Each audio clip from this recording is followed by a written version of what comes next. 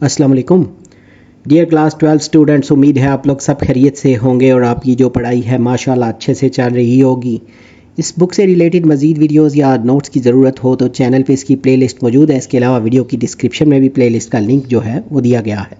तो आपकी कामयाबी की दुआओं के साथ लेक्चर जो है उसको स्टार्ट करते हैं। नज़म 3 जो है न्यू जो बुक आई है 12 क्लास की, नेशनल बुक फाउंडेशन की, उसमें नज़म 3 मैं रोज़े से हूँ, सैयद समीर जाफ़री जो हैं उनकी लिखी हुई है। तो पहले इनका जो तारुफ़ है सैयद ज़मीर जाफ़री का, पैदाइश और इब्तदाई तालीम जो है सैयद ज़मीर जाफ़री 1912 में जेहलम के गांव चक अब्दुल्ला में पैदा हुए। इब्तदाई तालीम अपने आबाई इलाके से हासिल की। आला तालीम जो है उन्होंने इस्लामिया कॉलेज लाहौर से आला तालीम हासिल की, जिसने उनकी अदबी शख्सियत की बुनियाद रखी। सहाफ़ती कैरियर जो है, मुलाजमत का आगाज़ सहाफ़त से किया और कई अखबारात मसलन अखबार और बेगमान जो है से वाबस्ता रहे। फिर शायरी का आगाज़ जो है अवाइल उम्र से शायरी का शौक़ था और स्कूल के ज़माने से ही शेर कहना शुरू कर दिया था। मज़ाहिया शायरी, सैयद ज़मीर जाफ़री का सबसे नुमायाँ पहलू इनकी मज़ाहिया शायरी है, जिसमें रोज़मर्रा के वाक़यात को दिलचस्प अंदाज में बयान किया।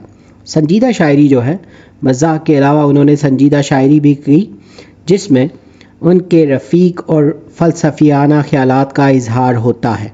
शेरी मजमूए जो हैं उनके मुतअद्दिद शेरी मजमूए शाया हुए हैं, तो जिनमें विलायती ज़ाफ़रान, मुसद्दस ज़मीर और नफ़ाकियात शामिल हैं।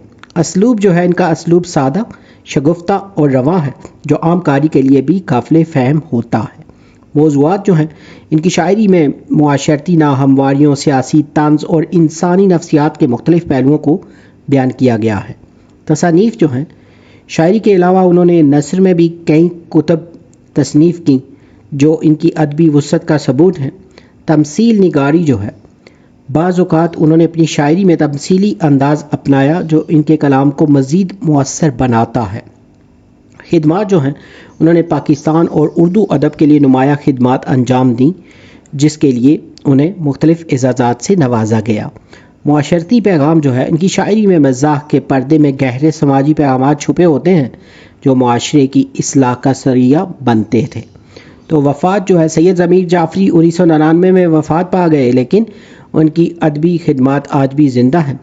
यादगार हैसियत जो है वो उर्दू अदब में एक मज़ाहिया शायर और अदीब के तौर पर हमेशा याद किए जाएंगे। नेक्स्ट में जो अशार की तशरीह है उनकी तरफ मूव करते हैं। पहला शेर जो है, मुझसे मत कर यार कुछ गुफ्तार, मैं रोज़े से हूँ, हो ना जाए तुझसे भी तकरार, मैं रोज़े से हूँ। तो इसके जो मुश्किल अल्फाज और शेरी मुहासिन वगैरह हैं, पहले ये डिस्कस करते हैं, उसके बाद जो मफ़हूम है और तशरीह उस तरफ मूव करेंगे। तो मुश्किल अल्फाज जो हैं, गुफ्तार बातचीत, गुफ्तगू, तकरार झगड़ा, बहस, यार दोस्त, रफ़ीक। तो शेरी मुहासिन जो है ना, जो फ़नी पहलू जो होते हैं, तो रदीफ़ जो है मैं रोज़े से हूँ, काफ़िया जो है जैसे गुफ्तार और तकरार। तो सनत तकरार जो है इसमें रोज़े से हूँ की तकरार से ना ज़ोर पैदा हुआ है। सनत तज़ाद जो है, रोज़ा इबादत है मगर बहाने के तौर पर ना इस्तेमाल किया जा रहा है। तो सनत तंज़ो मिज़ाह जो है, मुआशरती रवैयों पर हल्के फुल्के अंदाज में तनकीद।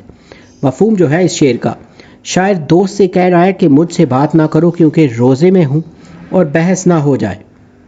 ये तंज़िया अंदाज़ है जो ज़ाहिर करता है कि लोग रोज़े को काहली या ख़ुद पसंदी का बहाना बना लेते हैं। तशरीह जो है, ये शेर तंज़ो मिज़ाह का बेहतरीन नमूना है।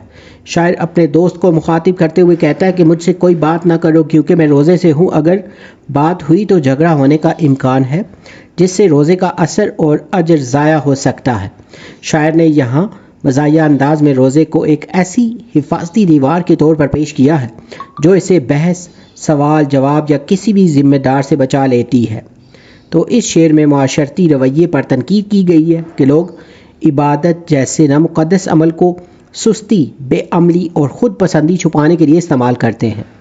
शायर इस रवैये को तंज़िया अंदाज में ज़ाहिर करता है ताकि कारी सोचने पर मजबूर हो कि रोज़े का असल मकसद ख़ुद को नेक अमल और सब्र का आदी बनाना है, ना कि बहाने तराशना। जैसा कि इकबाल ने कहा, अमल से ज़िंदगी बनती है जन्नत भी जहन्नम भी। तो यानी इंसान के अमाल ही इसकी असल पहचान है, ना कि महज ज़ुबानी दावे। मुख्तसर सवालात हैं कुछ इस शेर से रिलेटेड।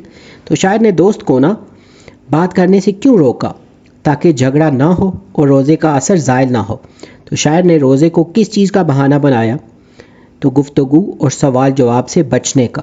اس شعر میں کون سا طنزیہ پہلو نمایاں ہے؟ عبادت کو سستی اور کاہلی چھپانے کے لیے استعمال کرنا۔ اس شعر کا اصل پیغام کیا ہے؟ روزہ بہانہ نہیں بلکہ نیک عملی کا ذریعہ ہونا چاہیے۔ نیکسٹ جو شعر ہے، ہر ایک شے سے کرب کا اظہار میں روزے سے ہوں، دو کسی اخبار کو یہ تار میں روزے سے ہوں۔ تو اس کی جو مشکل الفاظ کے معنی ہے، کرب اذیت، تکلیف، پریشانی، اظہار ظاہر کرنا، دکھانا۔ تار جو ہے، تار ویسے برقی پیغام ہے نا، ٹیلی گرام یا اطلاع دینے وغیرہ کو کہتے تھے نا، جس دور میں یہ لکھا گیا ہے شعر۔ تو شعری محاسن جو ہے، فنی پہلو، ردیف میں روزے سے ہوں اور قافیہ اظہار تار۔ تو صنعت مبالغہ جو ہے، اپنی کیفیت کو بڑھا چڑھا کر پیش کرنا۔ پھر صنعت طنز و مزاح جو ہے، روزے کے اثرات پر ہلکی پھلکی طنزیہ تنقید۔ صنعت تکرار جو ہے، میں روزے سے ہوں کی تکرار سے نا زور اور مزاح پیدا ہوتا ہے۔ مفہوم جو ہے، شاعر کہتا ہے کہ روزے کی حالت میں ہر چیز اسے تکلیف دہ محسوس ہوتی ہے۔ وہ طنزیہ طور پر چاہتا ہے کہ اخبار کو بھی خبر دی جائے کہ وہ روزے سے ہے تاکہ لوگ اس کی پریشانی سے آگاہ رہیں۔ تشریح جو ہے، یہ شعر بھی طنز و مزاح کا حسین نمونہ ہے۔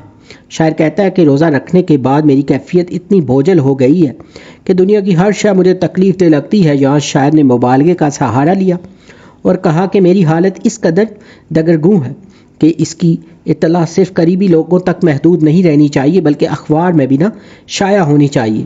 یہ معاشرتی رویے پر طنز ہے کہ لوگ اپنی معمولی قربانی یا تکلیف کو بھی بہت بڑا کارنامہ سمجھ کر دوسروں پر ظاہر کرتے ہیں۔ گویا شاعر بتا رہا ہے کہ روزہ عبادت ہے، شور مچانے یا دکھاوے کا ذریعہ نہیں۔ جیسا کہ اکبر علا آبادی نے کہا، کھایا پیا ہضم کیا، روزہ بھی رکھا خوب۔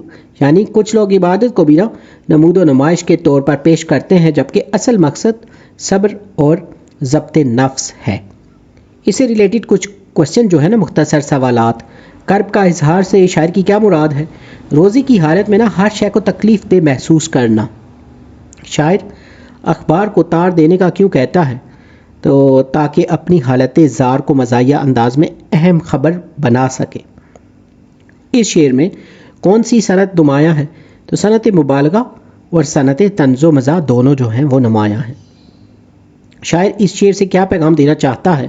عبادت دکھاوے کے لیے نہیں بلکہ صبر اور ضبط نفس کے لیے ہے۔ نیکسٹ جو شعر ہے، میرا روزہ ایک بڑا احسان ہے لوگوں کے سر، مجھ کو ڈالو موتیے کے ہار میں روزے سے ہوں۔ اس کے جو مشکل الفاظ ہیں نا، احسان نیکی، بڑا فائدہ دینا، موتیے کے ہار خوشبودار سفید پھولوں کے ہار نا، اعزاز یا مبارکباد دینا، پھر سر اوپر ذمہ داری یا حق میں نا۔ پھر شعری محاسن جو ہیں، ردیف جو ہے، میں روزے سے ہوں اور قافیہ ہار۔ تو صنعت طنز و مزاح جو ہے نا، عبادت کو فخریہ بیان کرنے والوں پر نا تنقید۔ صنعت مبالغہ جو ہے، روزے کو عظیم احسان بنا کر پیش کرنا۔ صنعت تضاد جو ہے، روزے کی روحانی انکساری کے مقابل خود پسندی ظاہر کرنا۔ مفہوم جو ہے، شاعر طنزاً کہتا ہے نا کہ میں روزہ رکھ کر گویا سب پر بڑا احسان کر رہا ہوں۔ وہ چاہتا ہے کہ لوگ اس کو موتیے کے ہار پہنا کر اس کے روزے کی تعریف کریں۔ تو تشریح جو ہے، یہ شعر بھی طنز و مزاح کا شاندار نمونہ ہے۔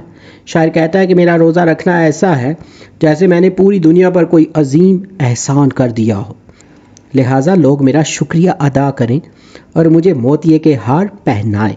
اس میں شاعر نے ان لوگوں پر تنقید کی ہے جو عبادات کو خلوص کی بجائے شہرت اور نمود و نمائش کا ذریعہ بنا لیتے ہیں۔ اصل میں روزہ انسان کو عاجزی، صبر اور نیک عملی کی طرف لے جانے کے لیے ہے، نہ کہ فخر اور غرور کا ذریعہ۔ تو جیسے کہ علامہ اقبال نے کہا تھا، یہ شہادت گہے الفت میں قدم رکھنا ہے، یعنی عبادت اور قربانی کا اصل مقصد اپنے نفس کو دبانا ہے، نہ کہ اپنی نیکی کا اعلان کرنا۔ تو اس شعر میں شاعر بتاتا ہے نا کہ ایسے رویے سے عبادت کا تقدس مجروح ہو جاتا ہے۔ تو اس شعر سے ریلیٹڈ کچھ جو مختصر سوالات ہیں، شاعر روزہ رکھنے کو احسان کیوں سمجھتا ہے؟ طنزیہ طور پر وہ روزے کو ایسا عمل ظاہر کرتا ہے جیسے سب پر اس نے نیکی کر دی ہو۔ موتیے کے ہار سے کیا مراد ہے؟ اپنے عمل پر نا ستائش اور تعریف کا طلبگار ہونا۔ اس شعر میں کون سی صنعت نمایاں ہیں؟ صنعت طنز و مزاح اور مبالغہ دونوں نمایاں ہیں۔ اس شعر کا اصل پیغام کیا ہے؟ عبادت دکھاوے کے لیے نہیں بلکہ خلوص نیت کے لیے ہونی چاہیے۔ نیکسٹ جو شعر ہے، میں نے ہر فائل کی دمچی پہ یہ مصرع لکھ دیا، کام ہو سکتا نہیں سرکار میں روزے سے ہوں۔ اس کی جو مشکل الفاظ کے معنی ہے، دمچی فائل کا آخری حصہ یا سرخ پٹی جو ہے، یہ جو سرکار ہے نا، اس کا مطلب ہے نا افسران بالا یا حکومتی نظام۔ مصرع شعر کی ایک سطر، شعری محاسن جو ہے ردیف میں روزے سے ہوں، اور قافیہ جو ہے سرکار۔ صنعت طنز و مزاح جو ہے نا، معاشرتی بے عملی پر طنز جو ہے۔ صنعت مبالغہ، ہر فائل پر نہ ایک ہی بہانے کو نہ لکھ دینا، اور صنعت تضاد جو ہے روزے کی روحانی ذمہ داری کے مقابل سرکاری فرائض سے فرار۔ مفہوم جو ہے، شاعر کہتا ہے کہ اس نے ہر سرکاری فائل پر لکھ دیا کہ وہ روزے سے ہے، اس لیے کوئی کام ممکن نہیں۔ یہ طنز ان ملازمین پر ہے جو رمضان کے نام پر کام نہ کرنے کا بہانہ تراشتے ہیں۔ تشریح جو ہے، یہ شعر معاشرتی سستی اور سرکاری دفاتر کے غیر ذمہ دارانہ رویے پر بھرپور طنز ہے۔ شاعر ایک سرکاری ملازم کے لہجے میں کہتا ہے کہ اس نے ہر فائل کے آخر میں نہ لکھ دیا کہ وہ روزے سے ہے، لہذا کوئی کام نہیں ہو سکتا۔ یہ رویہ اس بات کی علامت ہے کہ مقدس مہینے کو نیکی اور خدمت کا ذریعہ بنانے کی بجائے سست روی اور بے عملی کو بہانہ بنایا جا رہا ہے۔ افسران اور ملازمین روزے کو نہ ڈیوٹی سے راہ فرار کے طور پر استعمال کرتے ہیں، جس کی وجہ سے عام لوگ دفاتر میں دھکے کھاتے ہیں۔ شاعر بتاتا ہے کہ روزہ انسان کو محنت، صبر اور ذمہ داری سکھاتا ہے، لیکن اگر اس کا نتیجہ صرف آرام طلبی اور بے حسی ہو تو یہ بھوک پیاس بیکار ہے۔ جیسا کہ اقبال نے کہا تھا، عبادت ہے خدمت خلق کے سوا کچھ بھی نہیں، یعنی عبادت وہ ہے جو انسان کو انسانیت کی خدمت پر ابھارے، نہ کہ دنیاوی فرائض سے بھاگنے کا سہارا بنے۔ مختصر سوالات جو ہیں اس شعر سے ریلیٹڈ، شاعر نے نا ہر فائل پر کیا لکھا؟ اس نے لکھا کہ وہ روزے سے ہے، اس لیے کوئی کام نہیں ہو سکتا۔ اس شعر میں کن لوگوں پر تنقید کی گئی ہے؟ ان ملازمین پر جو روزے کا بہانہ بنا کر کام سے جان چھڑاتے ہیں۔ شاعر اس شعر میں نا کیا پیغام دیتا ہے؟ عبادت کے نام پر ذمہ داریوں سے فرار درست نہیں۔ روزہ انسان کو کیا سکھاتا ہے؟ صبر، محنت اور فرض شناسی، نہ کہ سستی اور بے عملی۔ نیکسٹ جو شعر ہے، اے میری بیوی میرے راستے سے کچھ کترا کے چل، اے میرے بچوں ذرا ہوشیار میں روزے سے ہوں۔ اس کے جو الفاظ معنی ہیں، کترا کے چل، دور سے گزر، پرہیز کر، مطلب بچ کے نہ چلنا، تو ہوشیار خبردار، احتیاط سے۔ روزے سے ہوں، روزہ رکھے ہوئے ہوں، بھوکا پیاسا ہوں۔ ردیف جو ہے میں روزے سے ہوں، قافیہ جو ہے ہوشیار۔ فنی محاسن میں نا جیسے طنز و مزاح ہے، تو شاعر مزاحیہ انداز میں اپنی کیفیت بیان کرتا ہے۔ مبالغہ جو ہے بیوی اور بچوں کو حد سے زیادہ احتیاط کا کہہ دینا۔ خطابیہ انداز جو ہے نا براہ راست بیوی بچوں کو پکارنا۔ مفہوم جو ہے، شاعر طنزیہ انداز میں نا اپنے رویے کی جھلک دکھا رہا ہے کہ روزے کی حالت میں وہ اپنے گھر والوں سے بھی دور رہنا چاہتا ہے۔ وہ بیوی اور بچوں کو سخت لہجے میں خبردار کرتا ہے تاکہ کوئی اس کے آرام یا سکون میں خلل نہ ڈالے۔ یہ کیفیت ظاہر کرتی ہے کہ عبادت کے دوران برداشت اور نرمی کی بجائے غصہ اور چڑچڑاپن بڑھ رہا ہے۔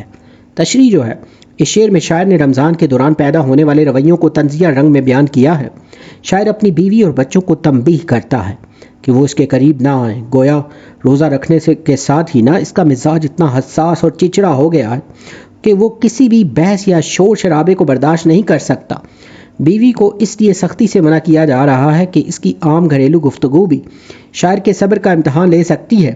اسی طرح بچوں کو ہوشیار رہنے کا پیغام ہے کہ کھیل کود یا شور و غل روزے کے دوران شاعر کے سکون کو متاثر نہ کرے۔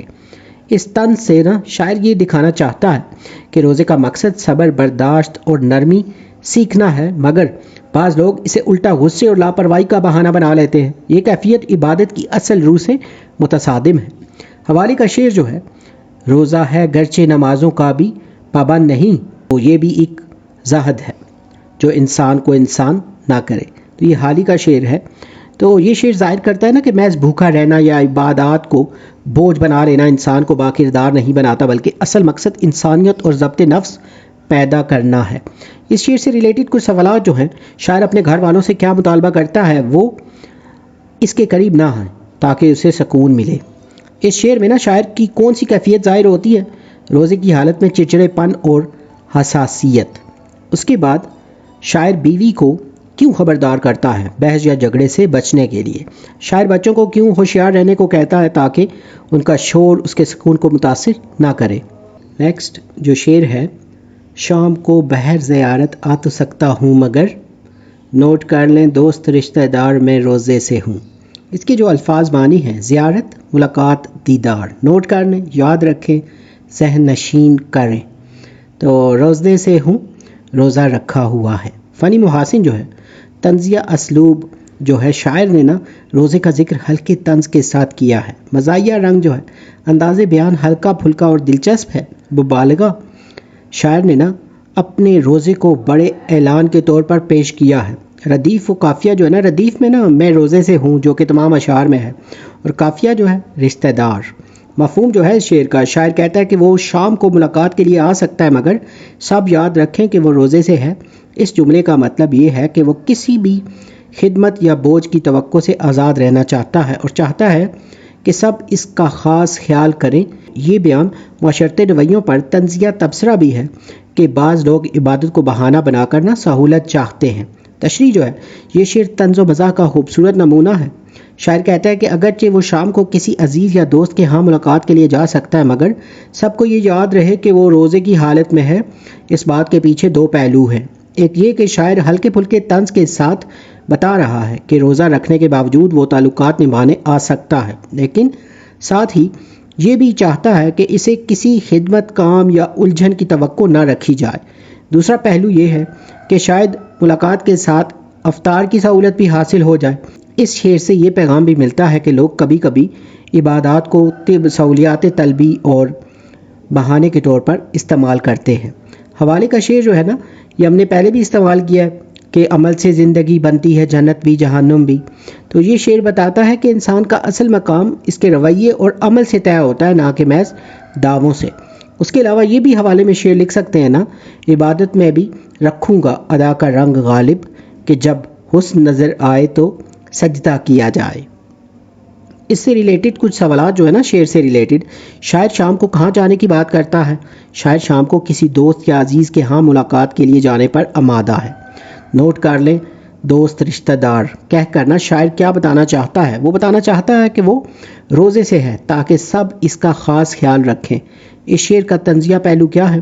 شاعر روزے کو بہانہ بنا کر ذمہ داری سے بچنے کا اشارہ دے رہا ہے. تو اس بیان میں نا مزاح کہاں ہے؟ مزاح اس اعلان میں ہے کہ شاعر اپنی حالت کو اتنے بڑے واقعے کی طرح پیش کر رہا ہے کہ سب کو نوٹ کرنا ضروری ہے. نیکسٹ جو شعر ہے: تو یہ کہتا ہے کہ لہن تر ہو کوئی تازہ غزل، میں یہ کہتا ہوں کہ برخوردار میں روزے سے ہوں.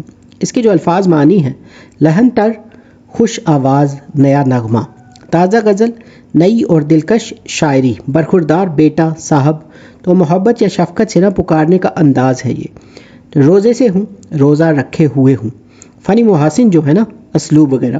تو طنز و مزاح جو ہے، شاعر نے نا روزے کا بہانہ ہنسی مذاق کے انداز میں دکھایا. پھر مبالغہ جو ہے، روزے کو تخلیقی صلاحیت نہ ہونے کا جواز بنایا گیا ہے. اور مکالمہ جو ہے، شعر میں نا سوال و جواب کا رنگ ہے. پھر ردیف میں نا میں روزے سے ہوں، اور قافیہ برخوردار. مفہوم جو ہے اس شعر کا، شاعر سے کہا جاتا ہے نا کہ وہ کوئی نیا اور خوش آہنگ کلام سنائے مگر وہ روزے کا عذر پیش کر کے نا انکار کر دیتا ہے. یہ طنز اس رویے پر ہے کہ عبادت کو بھی نا کبھی کبھار سستی اور کام چوری کا سہارا بنا لیا جاتا ہے. یوں روزہ شاعر کے نزدیک تخلیق سے بچنے کا بہانہ بن گیا ہے. تو تشریح جو ہے، یہ شعر طنز و مزاح کا ایک عمدہ نمونہ ہے جس میں شاعر نے انسانی رویے کو نہایت خوبصورتی سے نمایاں کیا ہے. محفل میں شاعر سے مطالبہ کیا جاتا ہے کہ وہ کوئی نئی اور خوش آہنگ غزل سنائے، لیکن شاعر روزے کا بہانہ بنا کرنا انکار کر دیتا ہے، گویا روزے کی کیفیت کو اس نے اپنی تخلیقی کمزوری کا جواز بنا دیا ہے.